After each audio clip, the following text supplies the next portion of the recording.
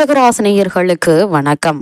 உறவினர்கள் மத்தியில் மதிப்பும் மரியாதையும் உயர இந்த நாளில் இதை மட்டும் செய்தால் போதும். அந்த வகையில் விருச்சகராசினியர்கள் என்ன செய்ய வேண்டும், என்ன செய்யக்கூடாது, என்ன செய்தால் என்ன மாதிரியான நன்மைகள் எல்லாம் ஏற்படும் என்பது குறித்தான முழுமையான பதிவை தான் இந்த வீடியோல நம்ம விரிவா பார்க்க போகிறோம். அந்த வகையில ஜோதிட சாஸ்திரத்தில் சந்திரனை மனதுக்காரகன் என்பார்கள். அவரை மதி என்றும் குறிப்பிடுவர். அந்த மதி நிறைந்த நன்னாளில் நாம் இறை வழிபாட்டை மேற்கொண்டால் நமது மதிப்பும் மரியாதையும் உயரும். மக்கள் போற்றும் வாழ்வும் அமையும். மாதம் தோறும் பௌர்ணமி வந்தாலும் சித்திரை மாதம் வரும் பௌர்ணமியை மட்டும் சித்ரா பௌர்ணமி என்று பெயரிட்டு அழைப்பார்கள். சித்திரை மாதத்தில் சூரியன் உச்சம் பெறுவதும் அந்த மாதத்தில் வரும் பௌர்ணமியில் சந்திரன் முழுமை அடைவதும் தான் இதற்கு காரணம். எனவே ராஜ கிரகங்களாக விளங்கும் சூரியனும் சந்திரனும் உச்சம் பெற்றும் பலம் பெற்றும் திகழும் சித்திரை மாதத்திற்கு நமது முன்னோர்கள் முக்கியத்துவம் கொடுத்து சித்ரா பௌர்ணமிக்கு விழா எடுத்தனர்.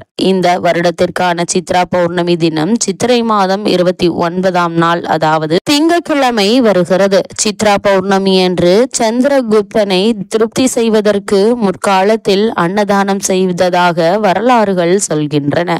சோழர்களும் சித்ரா பௌர்ணமி விழாவை கொண்டாடினர். மதுரையிலும் சித்ரா பௌர்ணமி விழா கொண்டாடப்படுகிறது. அந்த நாளில் கள்ளழகர் மதுரைக்கு எழுந்தருள்வார். சொக்கநாத பெருமானும் மீனாட்சி அம்மனும் திருக்கல்யாணம் செய்து கொள்ளும் வைபவம் நடைபெற இருக்கு. மாதந்தோறும் பௌர்ணமி அன்று கிரிவலம் வருவதன் மூலம் நல்ல வளர்ச்சியும் பொருளாதார முன்னேற்றமும் ஏற்படும். கிரிவலத்தின் மூலம் நலம் பெற விரும்புவோர் சித்ரா பௌர்ணமி அன்று இரவு மாலை வலம் வருவது சிறப்பு வாய்ந்தது. அன்றைய தினம் விரதமிருந்து சித்திரகுப்தனை வழிபடுங்கள். பாவ புண்ணியங்களை பதிந்து வைப்பார் சித்திரகுப்தன் ஆவார். அவரை நினைத்து வழிபட்டு வருங்காலங்களில் புண்ணியம் அதிகமாக நான் என்ன செய்ய வேண்டும், பாவம் எதுவும் செய்யாமல் இருக்க வழிவகுத்து கொடு இறைவா என்று பிரார்த்திக்க வேண்டிய நாள் இந்த சித்ரா பௌர்ணமி ஆகும். நமது இல்லத்திலேயே முழுமையாக விரதமிருந்து சித்திரகுப்தனை வழிபட்டால் ஆயுள் விருத்தியும் செல்வ விருத்தியும் ஏற்படும். ஆதாயமும் ஆதரவும் கிடைக்கும். செட்டிநாட்டு பகுதிகளில்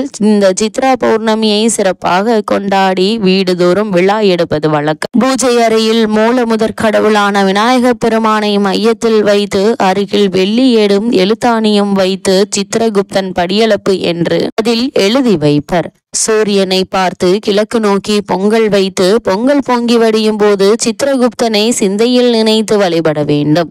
சர்க்கரை பொங்கல், வெண்பொங்கல், பச்சரிசி, கொழுக்கட்டை, இனிப்பு பலகாரங்கள் போன்றவற்றை இலையில் பரப்பி வைத்து பழங்களில் பலாச்சலை, திராட்சை, மாம்பழம், முழு நொங்கு போன்றவற்றை வைத்து படைக்க வேண்டும். அன்றைய தினம் வைக்கும் குழம்பில் தட்டை பயிரும் மாங்காயும் சேர்த்து வைப்பது நல்லது. ஜவ்வரிசி பாயாசம் வைத்து அப்பளம் சுட்டு நீர், பானகம் போன்றவற்றை அருகில் பரப்பி எல்லாவற்றிற்கும் நடுவில் கரகம் வைக்க வேண்டும். பௌர்ணமி விரதம் இருப்பவர்கள் விரதத்தை தொடங்க வேண்டிய நாள் இந்த சித்ரா பௌர்ணமி தான். விரதத்தை முழுமையாக கடைபிடிப்பவர்கள் இரவு நிலவு பார்த்து வழிபட்ட பின் உணவு அருந்த வேண்டும். நமக்கு எப்பொழுதும் உணவையும் உறைவிடத்தையும் செல்வத்தையும் வழங்குவதோடு நமது பாவ புண்ணியத்தையும் பதிந்து வைத்து அடுத்த பிறவியிலும் அனுகூலம் தரும் சித்திரகுப்தனை வழிபட்டு செல்வ வளத்தை பெருக்கிக் கொள்ள வழிவகுப்பதுதான் இந்த பௌர்ணமி வழிபாடாகும். சித்திரகுப்தனுக்கு காஞ்சிபுரத்தில் தனி கோவில் உள்ளது. அருப்புக்கோட்டை அமிர்தலிங்கேஸ்வரர் கோவிலும் தனி சன்னதி உள்ளது. பிள்ளையார்பட்டி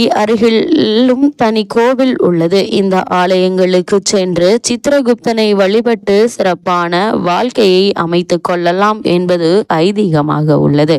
அந்த வகையில் விருச்சகராசினியர்களுக்கு கிரகநிலைகளை ஆராய்ந்து பார்க்கும் போது இக்காலகட்டத்தின் தொடக்கத்தில் என்ன மாதிரியான நன்மைகள் எல்லாம் ஏற்பட இருக்கு என்று பார்க்கும் போது உங்களுடைய ராசியை குரு பகவான் பார்க்கிறார். எனவே குரு பார்க்க கோடி நன்மை என்பதற்கேற்ப எல்லா வழிகளிலும் நல்ல பலன்கள் கிடைக்கக்கூடிய ஒரு தருணமா தான் அமைஞ்சிருக்குது. உங்களுடைய முயற்சிகள் அனைத்திலுமே ஒன்றன் பின் ஒன்றாக வெற்றி கிடைக்க இருக்குதுங்க. முன்னேற்ற பாதையில் அடியெடுத்து வைப்பீங்க. செவ்வாய் நீச்சம் பெற்றாலும் அது ராசிநாதனாக மட்டுமல்லாமல் அது 6ஆம் இடத்திற்கு அதிபதியாக இருப்பதால விபரீத ராஜயோக அடிப்படையில் எண்ணற்ற நல்ல மாற்றங்கள் வந்து சேரக்கூடிய ஒரு தருணமாதான் இக்காலகட்டம் அமைஞ்சிருக்குது என்பதை கிரகநிலைகள் மீண்டும் மீண்டும் அறிவுறுத்தது. அது மட்டுமில்லாமல் விருச்சிகராசினியர்களை பொறுத்த வரைக்கும் குரு சுக்கிர பரிவர்த்தனை இருக்கிறது. உங்களுடைய ராசிக்கு 5ஆம் இடத்திற்கு அதிபதி குருவும் 7ஆம் இடத்திற்கு அதிபதி சுக்கிரனும் பரிவர்த்தனை பெறுவதன் மூலம் மிகுந்த நன்மைகள் கிடைக்க கிடைக்கக்கூடிய ஒரு தருணமா தான் இக்காலகட்டம் அமைஞ்சிருக்குதுங்க. குறிப்பாக பூர்வ புண்ணிய ஸ்தானம் வலிமை அடைவதால் பூர்வ புண்ணியத்தின் பலனாக உங்களுக்கு என்னவெல்லாம் கிடைக்க வேண்டுமோ அவை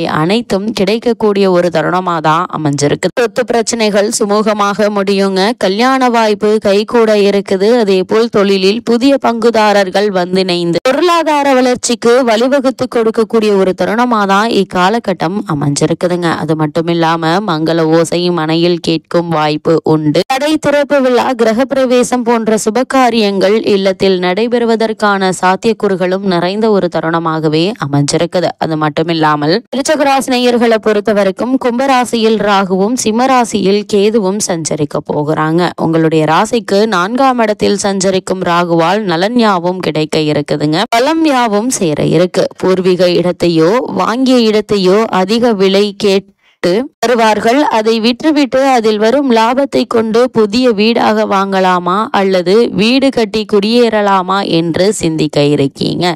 தாயினுடைய உடல் நலத்தில் கொஞ்சம் கவனம் தேவைங்க. அதே போல் கேதுவினுடைய ஆதிக்கத்தால் உத்தியோகத்திலிருந்து வெளிவந்து சுய தொழில் தொடங்கும் முயற்சியில் ஆர்வம் காட்டக்கூடிய ஒரு தருணமாகவும் இக்காலகட்டம் அமைஞ்சிருக்கு. விளைச்சல் கொஞ்சம் அதிகரித்தாலும் ஆதாயம் கிடைக்கக்கூடிய ஒரு தருணமா தான் இக்காலகட்டம் அமைஞ்சிருக்குதுங்க. அது மட்டும் இல்லாம இத்தருணங்களை பொறுத்த வரைக்கும் 8ஆம் இடத்திற்கு அதிபதியான புதன் 6ஆம் இடத்திற்கு வரும் நேரம் இந்த நேரம் அற்புதமான ஒரு நேரம் என்று தாங்க சொல்ல வேண்டும். ஏனென்றால் விருச்சிகராசினியர்களை பொறுத்த வரைக்கும் விபரீத ராஜயோக அடிப்படையில் நீங்கள் நினைக்க இயலாத அளவிற்கு யோகங்கள் வரலாங்க. புத ஆதித்ய யோகமும் இருப்பதால் கல்விக்காகவோ கலைத்துறை சம்பந்தமாகவோ நீங்கள் எடுத்த முயற்சிகள்ல எதிர்பாராத வெற்றி கிடைக்க இருக்குதுங்க. உத்தியோகத்தில் உள்ளவர்களுக்கு அதிகார அந்தஸ்து பெரும் வாய்ப்பு உண்டுங்க. அதே போல் பொது வாழ்வில் உள்ளவர்களுக்கு மக்கள் செல்வாக்கு அதிகரிக்கும். கொடுக்கல் வாங்கல் ஒழுங்காகுங்க. அதே போல் வாகனம் வாங்கும் யோகம் உண்டு என்பதால் அதற்கான